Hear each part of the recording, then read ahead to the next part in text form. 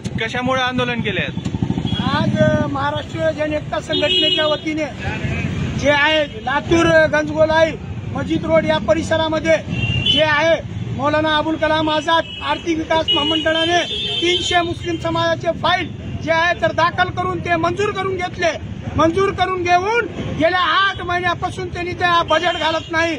फक्त आणि फक्त मुसलमानाला इलेक्शन पुरता वापरला जातोय, तर त्यांना कोणत्याही आर्थिक मदत केली जात नाही. त्यामुळे आज आम्ही शासनाच्या निषेधार्थ आज जे आहे तर गंजगोलाई परिसरामध्ये लातूरमध्ये भीक गोळा करून शासनाला आम्ही ते पाठवणार आहोत. याकरिता आज आम्ही आंदोलन केलेलं आहे.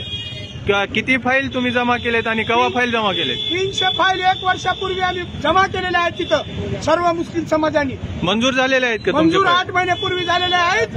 तरी पण आजपर्यंत त्यांनी ते बजेट नाही म्हणून या लाभार्थ्याच्या अकाउंटमध्ये ते कर्जाची रक्कम टाकत नाही. बोजा चढून घेऊन सुद्धा बोजा चढून जर तुमच्याकडे बजेट नव्हतं तर बोजा कशासाठी तुम्ही चढून घेतला याकरिता आम्ही विचारपूस केली तर टाळाटाळ करत आहेत. त्यासाठी आम्हीच त्यांना शासनाला आम्ही भीक गोळा करून आम्ही त्यांना पाठवणार आहोत.